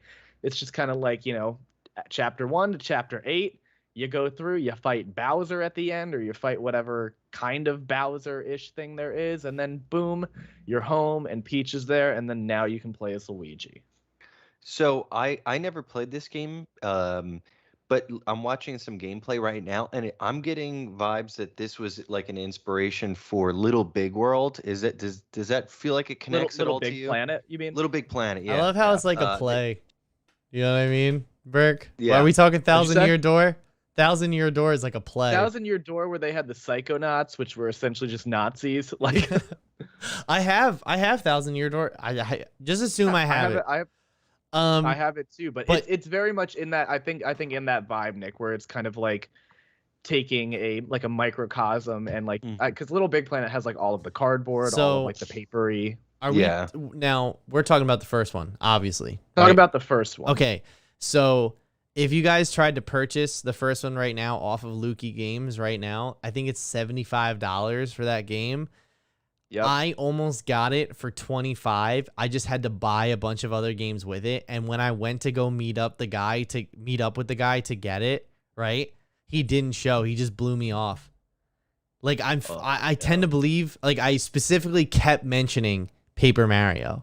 Like I was like, yeah, just make sure Paper Mario's in there. And it was only going to cost me like $50 for this whole box, came with 2 controllers and stuff. He never showed because I tend to believe I showed my hand too early, and like he looked up how much that game was actually worth. He's like, I remember buying that game in GameStop for $60. Like, probably, when did this come out? What year? So this one came out in 2000, which means I was 8, which means I definitely had to probably buy it when I was 13 or something around that age. To have, you know, $60 of disposable income at that. But I legit remember like that going in and being like, yeah, 13. that's the pizza shop money. Oh, okay. But I do remember going in and being like, this game is like, you know, 5 years old at this point. And I think, did the Wii come out at that point? Maybe. But I was like, why is this so expensive? Because it's amazing. And yeah, because it's so amazing and it's so good. Yeah, the Wii came out in 2011. Wow, no, never mind. But regardless, I was like, this is not a new game. The Wii came out in 2011. No, it didn't. I think so. That doesn't feel right. The Wii came out in 2007. Yeah. There we go. Sorry, I'm looking at a different thing. Maybe the Wii U? The Wii U came out, I think, in like 2012 or like 2013, I'm pretty sure. Okay. That might have been what I'm looking at. Maybe it was 2011. Wii U was 2012, sorry. Okay, yeah. And the Wii is definitely... Wii was 2006. Around. Yeah. Wow. All right. Okay. Wow. I remember getting a Wii for my 8th grade graduation. That was 2007. I got a Wii for my confirmation. And, there we go. And it was another one of those things where my birthday was on the same day, so I was like, well, we got it for you for both. You know, that thing. Yeah. Spoiled. It's such a big gift for both. I know. I was like, man, fuck. The best was I had to go to the store with my mom and buy it 2 months earlier. And I was like, I can't wait to go home and play that. And she was like, you're not allowed to play this. I was like, what the fuck? What are we doing here? Why would you do this? Like, how would you put a little research in, figure out what it is, go get it, and then hide it from me for 2 months so I'm not tortured? My Xbox also exactly where it is in the closet. Yeah, my Xbox also red ringed at this time, so like, you know, I was like, I can't play my Xbox, and I have a brand new Wii that I'm just not allowed to play. That's like quadruple whammy right there. I was a tortured soul for sure as a child. Did you forget about it like a week and a half later? No, dude, I thought about that shit you were like every day. damn day. Yeah, because I was really into Red Steel, and I wanted to play that game on my Wii. Do you guys remember Red Steel? It was a game where you had a samurai sword in one hand and a gun in the other, and you went around Tokyo and killed the Yakuza. Yep. It looked super cool. That sounds sick. It was awesome. At least I think it was It awesome. looked mad cool. Okay. So, anyone else have anything, or do you guys want to get into our main topic for this evening? I say we run into the main. I do just want to, make sure that I at least give my props to GoldenEye. That would have been my next game. GoldenEye revolutionized multiplayer gaming. Not only was it a fun story mode, but also it was just to have a night where you're just up until 4 a.m. playing with your boys. GoldenEye. Screen peeking like motherfuckers. Mm-hmm. Not allowed to play Odd Job because he's a foot shorter than everyone else. So and he throws his hat, so he has a default kill weapon. Yep. And then also just turning on the worst is if you turn on the random weapons, and then that one guy gets the golden gun randomly, and it's just like start with golden gun, and you're like, okay, this is just like knives in a COD map right now. Like, yeah, this is just like who has the best aim. But yeah, so that's all I'm gonna bring up. Have you guys heard of the mod that they have now? It's like a fan made GoldenEye that you can play online. Oh really? No. Yeah, with updated textures and stuff. I downloaded it last summer and I played some rounds. It's fun, but I'm not going to sit there and play a multiplayer game that I don't have to play with friends because that is just sad. Sad. But yeah, I'm trying to think. I mean, I said Conkers. I mean, Mario 64 is always a classic. Donkey Kong 64 is good. I'm trying to Mario Kart, yeah. Super Smash. I guess Super Smash would be my next one because like Smash has been a title that I have always bought as soon as it came out. Like Smash, the first Smash, I remember seeing a poster for it or whatever. I remember seeing the commercial, the me and you and me and all the people, and all the fucking guys beat each other up in a field. I remember seeing that and I was like, what is that? So I had to have that game. I remember getting Brawl or Melee when the GameCube came out. I got Brawl on the Wii. I didn't get anything for the Wii U because that console was shitty. And then I got this one. Like I downloaded it at midnight and played until 4 a.m. Ultimate, or is that what it is? Or Super Smash Ultimate? Is that what this one's called? The latest one, or Super Smash? I think the last one was Ultimate, right? Oh no, that was just Wii U. This is Ultimate. That's what it is. This is Ultimate. Yeah. Yeah, I just going back. I have spent countless hours in story mode, fighting Master Hand, or even when you'd go on the break the targets, that type of shit. Metal Mario. There's like one giant dude, and you have like Pikachu and Captain Falcon on your team, and you all fight him. Yeah, God, those games are fucking good. That game, I didn't have that game for N64. That was one of those similar to Danny, where it was like my friend down the street had that, and like I constantly wanted to. And that's the one you needed the expansion pack thingy in it. No. There's only one game that was for. It was for Donkey Kong 64. And the only reason they needed it was because there was a bug in the game that if you didn't have enough. It sounds like just a performance issue, but there is this unfixable bug where the only way they knew to overcome it was to just give the N64 new RAM. And fortunately, Nintendo had future-proofed that into this console with the expansion pack. So that's all. The expansion pack that comes with Donkey Kong 64 is just more RAM for your N64. Yeah. That's what it is. And the expansion pack came with Donkey Kong 64. Like they made sure to package it with the game because I remember when I dug my N64 out when I was setting it back up, and I had to buy an expansion pack. Then when I remember I returned it because I picked one off some sucker in Clark. He gave me a brand new one with a box full of games, 4 controllers, like fucking perfect condition with an expansion pack inside of it for $40. Wow. Yeah, dude. I'm telling you, fucking sucker, bro. But you showed him. Yeah, I did. But yeah, but Mike, go ahead. Say what you're saying about Smash. Well, I guess I guess you were going to attribute that to Donkey Kong now then, huh?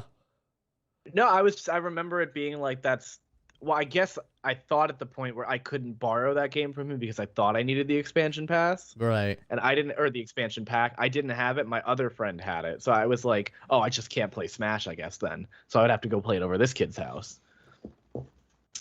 But my entire childhood's a lie. That's what I'm now learning. Your dad hogged the expansion pack for himself so he could play Donkey Kong and not you. I want to be Lanky Kong, man.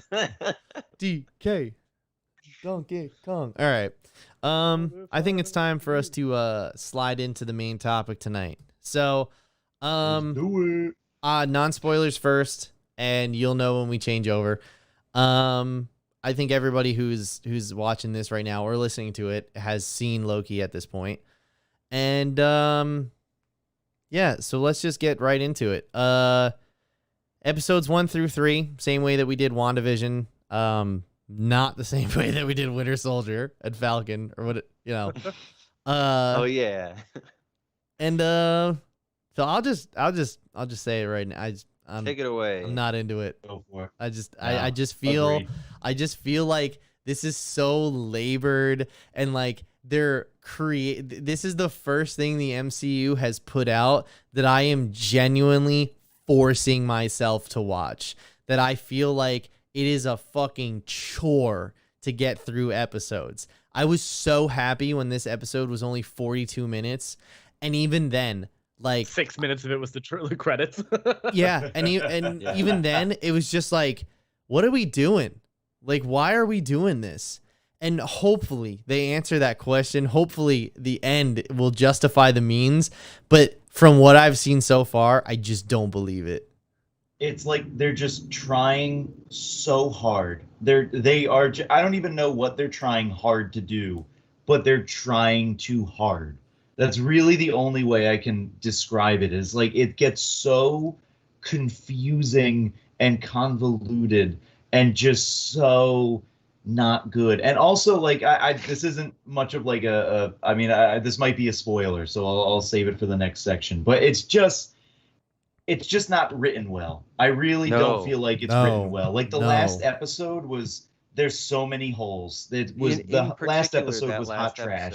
Yeah, the dialogue was really bad in episode 3. It's also just like, my favorite is like, I saw some people on Twitter being like, oh, it's funny how TV fans don't know what a bottle episode is. It's like, that's not a bottle episode. No. That's not a bottle episode. No. And it's especially in a series that only has 6 episodes. There's no such thing as a bottle episode. Yeah, and even I thought it was 9. Yeah, I thought Mike, we were doing 9. Yeah, Mike. It's not just no. I think there's 6. I'll double check that. Yeah, double check. I didn't know that. That changes my perspective on this a bit, because the first episode I did not enjoy. Like I agree with all of y'all. Like I feel it's interesting because like it's really hard to do like time travel-esque and like time paradox things. It's tough. Without it like it's hard to do. So I would just generally say like steer away from it. And when you conceptually have something that has so many iterations, so many different universes, so many different time things as Marvel, like you're now canonically trying to introduce things that like may or may not be here or there. Like I get it. It's messy, it's confusing, it's difficult. They're trying to have their cake and eat it too. They're trying to have their cake and eat it too. Okay, there is 6. The second episode for me really did bring it back around. And which I do agree with to an extent, because okay, so this was like I came out of the first episode and I was like with you, Pat. I was like, this is gonna be a chore to get through. Yes. Well, because all right, so I don't want to get too heavy into spoilers, but I'm just gonna say that did a couple things in that first episode where I was just like, why are you invalidating all of my emotions for the past 10 years? It's pretty much like, why are you doing that? I understand if we were in a bigger universe and this one event took place at one point in time and then we waited 10 years and then we did that this point in time.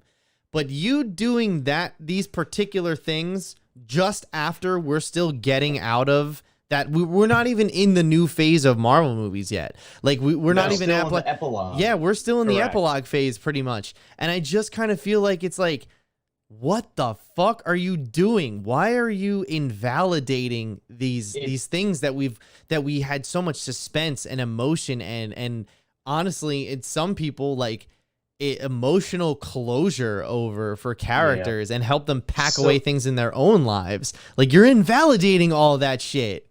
It discredits so much that the original Marvel or that the original Avengers movies did. All of those Marvel's movies, it discredits so much. Also, which is again because you're getting messy with these weird multiple sacred timelines, universes, yada yada yada. Also, let's talk about the fact how they're just cutting the legs out of one of the most compelling characters, the only really great compelling villain in the Marvel Cinematic Universe. All right, so I want to cut you guys off here because I feel like you guys are all making a perfectly fine argument, but we're only halfway through. We don't know where the story is going to end, so that's why I'm holding my judgment on that argument. But we're halfway through, I mean, halfway through, and it's I feel like it goes both ways though. You could say we're halfway through for either. Like, exactly. Or what I'm saying is we haven't seen the complete arc of this story yet.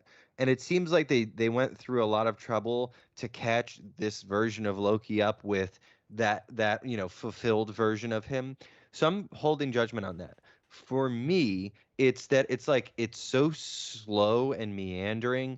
And there's, I think, again, we're not into spoilers yet, but there's a scene in episode 3 where it's just like the two main characters are just going back and forth, not saying really anything, and I'm like, what are we doing here? What I wanted out of this was a high concept sci-fi romp through different variations of different timelines, and like Loki making mischief and then tying it all up in a bow. We're halfway through and nothing has happened. Not one thing has happened in this series that I've given a shit about. And like apparently at the end of episode 2, something really big and messy happened, but I still don't know what it is. I don't know what it is that happened that actually made.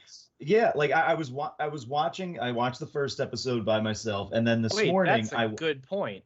Yeah. I'm thinking about it now. That's a really good point. It's like I know something very bad happened. I don't know what it is or what that means to the universe. I don't know what the stakes are. I don't know what the repercussions are of what happened at the end of episode 2. All I know is that it's bad. But I was watching it with Katie this morning, where I was watching episode 2 and 3, and she just asked me. She was like, "All right, so what is this about?" And I started explaining it to her about like the recap of episode 1, and I then realized, holy fuck, I don't know what this show is about. I don't know what the plot of this show is. I don't actually know what this is about. All right. I have no idea. So I'm just gonna say right now, 6 episodes. At this point, we should just get into spoilers because I feel like we've aired enough of our grievances. Yeah, I don't know how to tiptoe around this anymore. I'm gonna start with episode 1 and just right off the bat, fuck you for saying the Infinity Stones are paperweights. Fuck you for that. Fuck you for saying that everything's you were predetermined to lose, and the only reason for Loki's purpose is to glorify other people. I was like, no, fuck you. He's supposed to be a god of Asgard. Hold on. This is what happened. I consider myself of the group. I consider myself like the time travel guy. That's like my thing. Well, that's what you're always coming back with different fashion statements from different periods. Right. So the one thing I will say is it's tough to do time travel and not have plot holes. They're just like doing their best to cover their asses and be like, well, there's the sacred timeline and he's supposed to do this. So like I will. As far as plot holes stuff, I give you a pass because that's tough to do. I'm with you on that. Paperweight thing, there might be doing something fun with that. Who knows? But I don't. Those aren't big problems to me, Danny. I mean, the thing is that what I have with the paperweight Infinity Stones things is it's what they've done is other shows have done this too. Like The Good Place has done this, where what they do is they take the entire world that and say it's run by a mundane office space type environment. And all of a It's very sudden, good it's like pacing, yeah. hey, the Infinity Stones are paperweights, and Darcy makes brownies on Mondays. Oh, this is great. It's like they took the entire universe and discredited it to Office Space, where it's like, oh, gotta work on Saturdays again. They got Parade Yeah. magazine cutouts hanging on their, And in their cubicles. They do it that way because obviously they're trying to show the control and the power and the the bureaucracy. The control and the power, but the bureaucracy of the TVA with it. And it's just. But they also said that the TVA TVA is run by a bunch of variants. The emotion. Well, so I mean, like, I think I agree with Mike. I think the reason the Infinity Stone stuff to me is interesting is because that means that the TVA exists outside of like reality and time, and like all the stuff that the universe, it's somewhere else. It's outside of the universe. Because so that's an interesting universe. Yeah, exactly. It makes sense. Like I don't think it's a plot hole, but I completely agree with Pat on being like, if you had 2 movies. I mean, even talk about just the emotional aspect from the audience. Why would you think they would respond positively to that? You know what I mean? Right, That's like, why I'm saying, like, if this happened, WandaVision if they too. did this, if they took that idea and did it 10 years from now, you know, like 10 years on from the Infinity, it'd be like, wow, that's fucked up. Because I remember when that gave us a fucking run for our money a couple years ago. But now it's just like, whoa, wait a minute, what the fuck? I thought he destroyed those. Like, you know what I mean? Like, the only way, an infinite amount of them. Yes. Well, which is like the only way that I see this series ending is with Loki getting back into the normal sacred timeline. Like, yeah. I don't know. Why would they set up this whole series only for it to go back to status quo? Because I think because I'm looking. Because have you ever seen a Marvel movie up until Endgame? But I mean, I think they're gonna walk away from this with the status quo is no longer. I think everything that the TVA has strived for is going to be like, that's going to be like revealed as some evil, or like they're doing it for nefarious reasons, and Sacred Timeline is not going to be a thing anymore. Mephisto confirmed. Yeah, exactly. Well, the whole point of the Timekeepers is that the Timekeepers are keeping the Sacred Timeline because at the end of the Sacred Timeline, they create the Sacred Timeline and create them powerful. So it's like, it's a self-fulfilling prophecy kind of thing. And it's like, they're just trying to keep this so at the end of the game, they can make it again so they can have it in the beginning. Like the Matrix? Exactly. But I really can't see, like, if it's a 6-episode shoot, I really think this is a quick, like, we're going to pick the viewer up, we're going to drop them over here for a little bit, we'll have some, and we don't care how much you do or don't like it on the way. This is like it's almost that it's like non-canonical to be like, this is like a little subset of a fun thing that you're having, and then we'll throw Loki back. Fun. Yeah, that's the thing. Yeah. That's what I was getting to, is that it's not fun, and that's like, it's not fun. And if it goes back to status quo, it's consequential. I mean, it's inconsequential. But if it doesn't, it's also like, okay, well, like, you know, this. Yeah, exactly. Like we're poking Loki some holes. More than he should. No, I mean, and if you think for 1 second that they're getting rid of Girl Loki, that ain't happening. Like, that is not happening. Which I have a good amount to say about Girl Loki. Let's hold off on that, just because I think this is going to set up. At least I hope this is what I think they're trying to do. They're setting up a springboard for the next phase of movies. You know what I mean? It's like, you can't just like keep like saying, oh, the evil just gets bigger and bigger. Like, how do you get bigger than Thanos? Star Wars, Nick? Like, yeah, and like, look how terrible that has been. So I mean, I feel like this is them setting up the the world-ending events for the next phases of the Marvel universe, without it having to say, well, there's a bigger, badder villain that's what the comics are. There are written bigger, badder villains than Thanos in the comics. They already. What are we doing? Why are we talking about this? Kang the Conqueror is coming. He's a fucking Time Lord. This is setting up Kang. He's a Time Lord. That's his whole thing. He's a descendant of Reed Richards. That's like and he comes to the present from the future to take it over. That's like, and he goes different dimensions and all. Like, they I forget what actor they said is playing him, but it's going to be awesome. We're saying the same thing. Yeah. This is setting up the events of the next big villain. I don't think this is specifically setting anything up. Technically, I think this is just let's let's throw this at the wall and see what happens right now. Marvel This is setting up my Wednesday nights being for no ruined. reason. That's what this is setting up. This Well, is setting up a time. I get that waste for I me. get that thought process of Marvel doesn't do anything for a reason, but also like, look, I think WandaVision personally, I think they knocked it out of the park with that. It was a slow start, but it ended up pleasing me. I was very satisfied. Well, I think Falcon Winter Soldier. WandaVision set up where it was supposed to set up Captain Marvel, and like Wanda, the next things, for Wanda, who will probably appear in the, That's in Doctor Strange, yeah. In Doctor Strange. Did I say Captain Marvel? Yeah. Doctor Strange and everything that's going to happen with him. Winter Soldier. That's setting up different things for that storyline. That's a new, a new Captain America, Exactly. Yeah. It's like planting seeds. So you can't say it's for no reason. But also the other thing is that, like, we know Marvel can knock it out of the park with movies, but we don't know how they do with television series. And I'm sorry to say, as of right now, it's kind of like, I think WandaVision. I think WandaVision was personally, I think WandaVision was excellent. I think I agree. Falcon Winter Soldier was great for like 4 episodes, and then the last 2 they just shit the bed. It went out like a wet fart. This one so far has been like this the entire time. I feel like we're just moseying through this. A flat line. A flat line, yes, just right across. Time is supposed to be a flat circle, god damn it, and I am going in a straight line. The other thing that we should talk about is, I know they mentioned that the TVA is all run by variants themselves. Yeah, that was cool. Where is that something that wasn't said in the show, right? That was said in the show. It was said in the show. Oh yeah, when Sylvie's getting the drinks in the memory with the one girl, she's like, "No, I pulled that from a couple hundred years back when the chick was on Earth." Because she's a variant. Well, they haven't. All right, so they said that she's a variant. They haven't really revealed that the whole operation is run by variants. They pretty much alluded to that. That's the implication right now. Yeah. But I think it's again, we're just gonna learn there's a nefarious plot from the Timekeepers because they just want to be self-serving and keep themselves alive. Do you think there are really Timekeepers, or do you think this is a Kang thing? I don't think they're Timekeepers at all.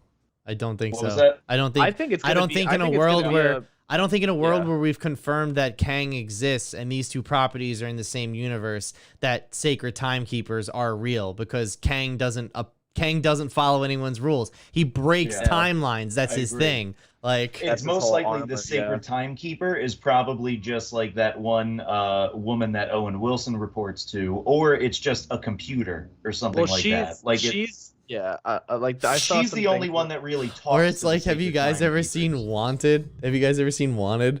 They have this stupid concept where the way they pick their targets to assassinate them is there's like this machine that just weaves carpet together, and then these guys in these hoods decipher what the fucking stitches mean, and that tells them, and that tells them who has to be killed, like when and how. It's just like, okay, but I still don't understand why they're picking.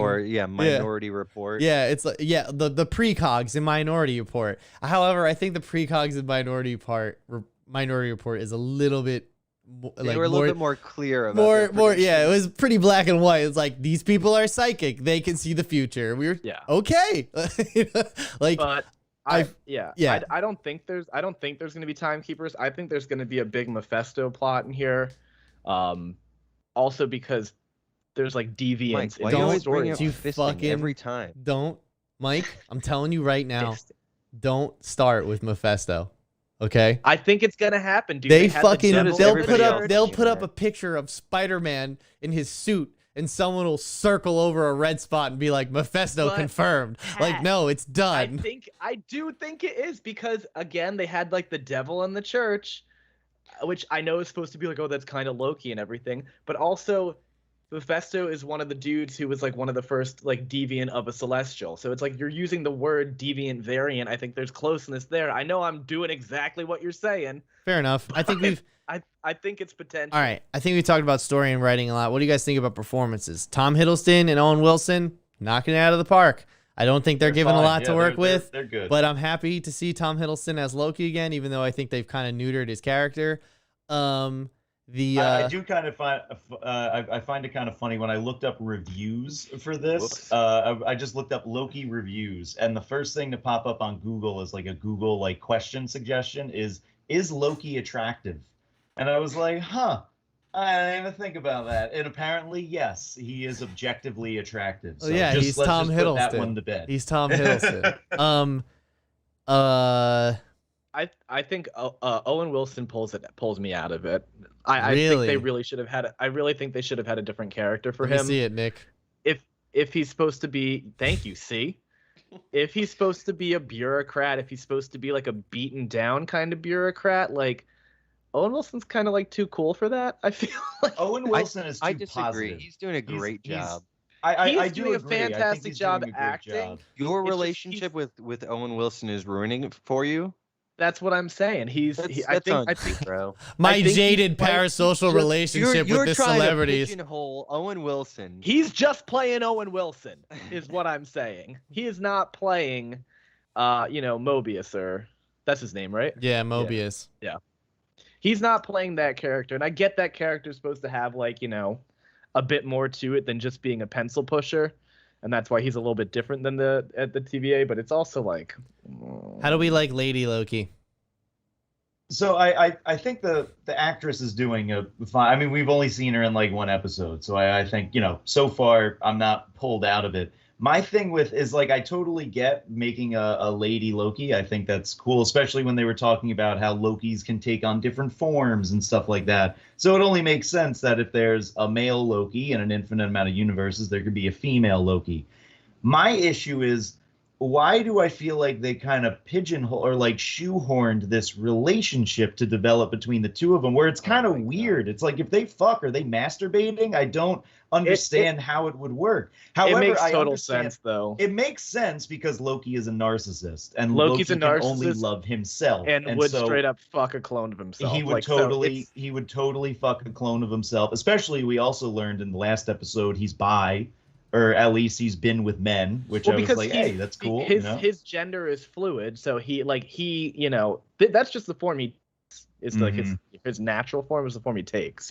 Got it. And yeah, so I mean, like it's just weird that like all of a sudden we're just one episode in with these two being together, and all of a sudden it's, hey, there's romantic sparks flying, like literal sparks flying as he's holding out the fireworks in his hand. I just kind of really heavy-handed. I always thought I kind of felt it was like the silver tongue of Loki, like he just seduces you into like his charms and his charisma. You got to remember, guys, he's the king of tomfoolery and assholery. Okay, so like, 100%, he's here to fuck you over. There is something there. Like, he's clearly actually does like this other Loki female version of himself. Which, again, it makes sense that he would want to fuck himself. But it just feels, in this episode, the writing was not great, and it just feels so forced. And the dialogue about the dagger and everything, I was like, I'm not picking up anything he's putting down now. It felt like if that was a line from like The Princess Bride, I would have completely bought it. Like, that's what it felt like. Yeah. That's a good point. Exactly. Yeah, like early, like, when was that? Did that come out in the 90s or whatever? 80s, yeah. 90s. Just like, like post 8. Yeah. Well, it's like that. The post 80s, post Labyrinth style like dialogue. If Carrie Elwes says that same line, I will eat that shit up. Danny, I think the best way you put it was like super heavy-handed. Yeah. I think that scene on the train and the scene where they're in that like mining outpost, it was just like, what is happening? This dialogue is it's not forwarding the plot, and it's just them in a room together. And it didn't do anything for me at all. And the other thing I wanted to point out was, do you guys, the big like action set piece when they're trying to get to the Ark and they're running through that like futuristic downtown Chinatown? Yeah. Yes. Did that feel super weird and small? And it felt like one of those rides. Like they where built you go to, like, 50 feet of a set and there's a screen in front of them. Yeah, that's kind of what it was like. It felt like you're at Universal with one of those rides where it's like you're in the ride and the ground starts breaking and you're like, whoa! Oh no, it's Kong! It was like, why aren't you just doing this on a real set? Well, Yeah. it was. I do agree. Like, it didn't feel like this was the end of the world for these people. This is the end of the world, and I Actually, understand Danny, there was chaos going around. to piggyback off that particular moment before you keep going, I did not feel End of the the moon. urgency from anyone about Yes, the fucking planet crashing into theirs, and when Dude, the arc literally the what- police were yeah. trying to stop. Yeah, the them? police I were was- still doing their jobs. and like I was like, just the- what stop. are you Be talking with and your like family. the Hug thing somebody. that they were like they're only giving tickets to the wealthy. It's like, no, you would be like, if people weren't helping me on that train, I would be literally peeling their eyes out of their head. Like, that's No, what like, that people were situation standing would in be an like. orderly Standing in line. like, Yeah. could you Like, what are you believe this? talking Like, about? wish I got my Why fast are pass. these guards still in one piece? Like, if that's what they were making, I'd be like, hey, listen, we might die, so let's just try and pull somebody in half. Like, that's where my mind would be at that moment. And then they did when not the kill the arc conductor. when the arc exploded, I felt nothing at all. I was like, Because well, you that's know a they're pain gonna in the get out ass. of it. Like, No, it's not going to be a problem. There's not, and like the next thing they're going to do is going to be like, oh, just kidding, I was drunk and I pulled the wrong time turner out. Yeah, Here's the one that's it's gonna not be, broken. Or They're Owen gonna Wilson Deus is gonna Ex come out of Machina. nowhere and save Yeah, him. like that's the thing. You know that it's just going to be like, well, we can't have these people dead because they've done too much damage, or it's not in the sacred timeline for this variant to die. So, bada bing, yeah, fixed. I don't know. It's kind of like, I remember I saw once it went up on Wednesday because I watched it today. Somebody said, well, that episode of Loki was a complete and total waste of time. And and I knew, judging by that person saying that, who I was like, oh, okay, so this is gonna be rough. And it's fucking rough. It's not my whole thing is like, you can have long and good, and you can have short and dumb. You can't have dumb and short. And that's what this episode was. And the other thing is, if your dialogue is going to be fucking, like, cringeworthy, stupid, like, I can't stand this, like, to listen to this anymore, you should just pump that motherfucker with set pieces. You should just thrill me the entire time. There needs to be an episode where there's just action from one end to the other at this what point. do you mean? Like, Loki sang on the train. It was so fun. like, it's just like the actual ending shot of that actually is one cut, so that might be why it felt weird like that, Nick. Well, it's supposed to be like one long tracking shot. Yeah, But I will say I agree with Nick. It just felt weird that, like, the police were still trying to stop them.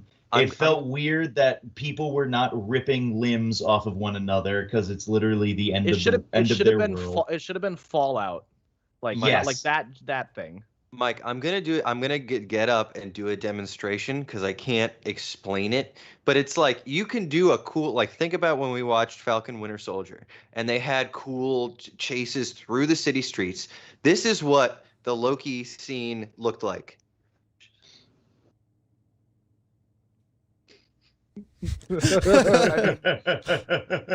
It's nothing but like there was mimes. walls all around them. It's just mimes you're not running like around. They were yeah, mimes. Danny, it's just mimes. I don't know. I really, Where's that mime? I really tried to like read some reviews of like the third episode, because after I watched it, I was like, that was the most filler episode of a filler series that I've seen. And like, there's people online that say, like, there's different things. This was important. This was character development. This was this. And I was like, no.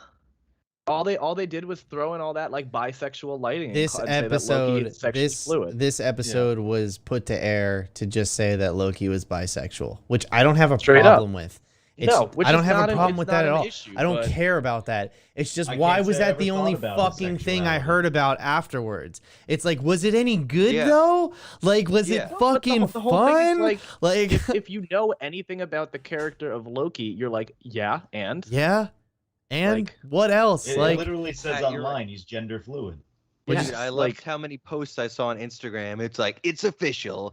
Loki is gender fluid. It's like, okay. it's beneficial since Listen, 1980. it's the same. Like, It's the same thing I said about The Last of Us Part 2.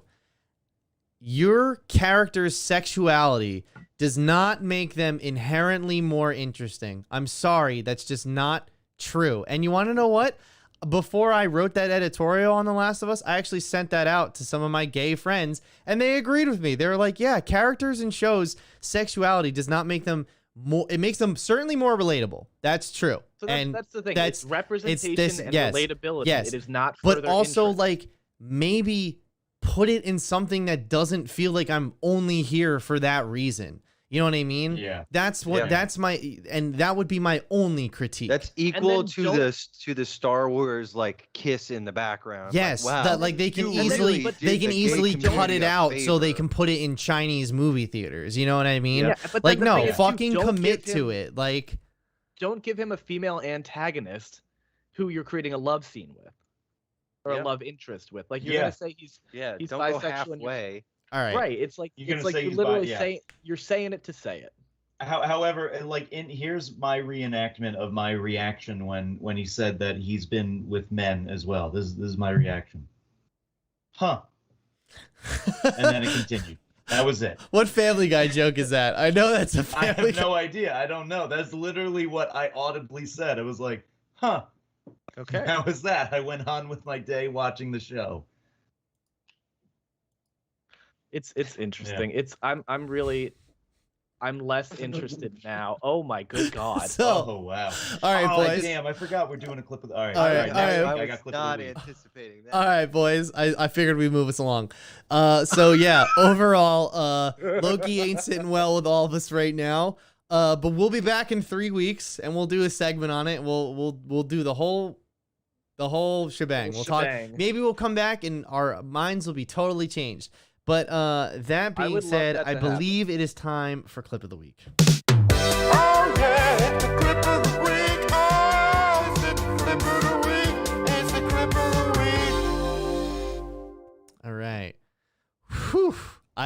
I gotta be I honest. am ready. I don't know what I to like expect. this is going. I don't know where this is going. I don't know what this is. I saw the thumbnail in the drive and I immediately was, this is the clip to come back on for clip of the week for sure. All right, Especially Nick. after that conversation. All right, let's do it. Whew, y'all, I'm sorry I can't get my breath here. God dang, that bitch can run. Listen, I was getting ready to just charge over there and beat the fucking pulp out of that bitch. And she run up in her trying for her head, trying to catch her. And she locked the door. I was like, fuck you, I got a master key. This is my trailer park. So I opened up the door and she's had on one of them little fucking chains that only she had the one key to it in the whole wide world. And all I could do was like see her from like this much of my face. All right, no. I'm too fucking scared. I can't keep going. Look at her face. Keep Play going. it. My face never was Keep like, going. fuck you. Her youngins was like hanging out the bottom of the door, like reaching little baby midget hands out going, leave our mama alone. Man, I tell you what, yeah, I got some man. You fucking do anything you want to do, because I'm coming over there with my big black dildo later, and I'm going to send it up your cooch.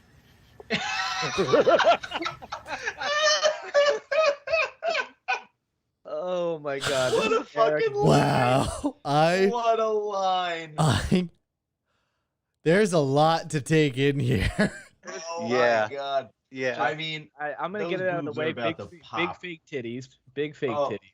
those fake tits are about to burst. Oh my god. She's and- one good hug away. Crack cocaine is a hell of a drug. Also, Yeah. Also, um, they're under her arms. Like They are, yeah. also, meth is a hell of a drug. That So, was a hell let's of a play joke. my She favorite got a game, you black guys. eye. Drugs or mental illness? I'm sensing a bit of both. I'm saying it's a cocktail of both. So I'm gonna write out this story. Father abuse, like daddy issues, 2 drugs, 2 stripper, 2 burnout with drugs.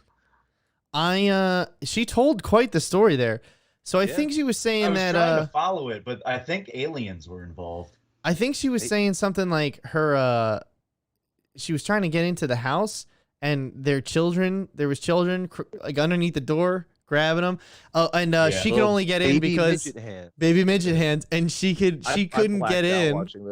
She couldn't get in because the only one in the whole wide world. It's her heart. Oh man, just oh my god. Yo. Yeah. You gotta catch your breath. He's the fastest kid alive. Fastest kid alive. Tell me that doesn't make you want to stay up at night. Oh my god. Like a resident. I see her from like this much of my face, and everyone's like, "Fuck you, her youngin." This was scarier than the Conjuring movie. Oh, that is a great point. Whoever made this should be hired to make the next one. This is something else. This was James Wan. Wow, James Wan's movie's looking good. Yeah. There's Also, what is she smoking? Like, well, I'm sure there's a that no, like that looks like a marker. Yeah, that's a marker she's huffing. Or it might arts be and like crafts. I don't want to assume. I think it's like a weird like menthol vape. It looks like. Maybe. So It does look like a marker though. She's had on one of them little fucking chains that only she had the one key to it in the whole wide world, and all that. She All reminds. There's a lot to unpack in that one sentence. She reminds me like if you got if Joe Exotic was a female and you got them all strung out. Like that's how she's talking right now. I am never gonna killed her husband. I am body never gonna modifications, financially recover from this. Clear drug abuse. Like, I mean, especially she's talking about chains. She mentioned trailer park. At least we assume This is now my- confirmed. you knew that. But we was gonna assume This is now my confirmed. double wide. This is how. This is her how youngins wide my was double hanging wide. out the bottom of the door, like reaching little baby midget hands out. Like my reaching God. like baby midget hands. Oh my god. This woman's a mess. Oh my God. I hope that wherever. That's a fresh black eye. Like that. Oh yeah, that's that yet. just happened. That's yet to really That's yet fester. to purple up. Like, but I that love- I mean, for that to be hit that hard and that blue that quick while she still got a nosebleed, someone had to really punch her in the face. I just love how you hear the voice coming from like the front of the trailer, and I'm she's gonna like, call the law on you. You know what's gonna happen man. if you call the law on you. my big black dildo's going right Right up up your cooch. Shove it What up a there. line. Man, Wait, that did you was. say lose it up that cooch or something like that? Like, I'm gonna send it up your cooch. send it. Send Yeah, it. she Send had full some She send. is Right up fucking. her Throw it like a javelin. She is working with our sponsor for this week's ShipStation. No, okay. She's gonna send that thing right up your cooch. fantastic. Where Ship it you can with, get all the stamps. dildos you want. Man, Stamps.com. that You can was send big really black dildos. something else. Right up somebody's cooch. Whew. All right. What an episode, boys. Huh? What a Yeah, fun a lot. one. There's a lot. There's This is a a lot in good. that This is a episode. good last remote episode for sure. So, everyone who's watching or who's listening right now, or who's going to go back and watch it, whatever it is, we thank you for sticking with us during these remote times, during some cast changes, obviously, during some promotions, some scandals, and hopefully you guys stick with us for Surprise, the incoming rebrand. So with that said, we'll see you in 2 weeks, July 11th for Black Widow. Goodbye.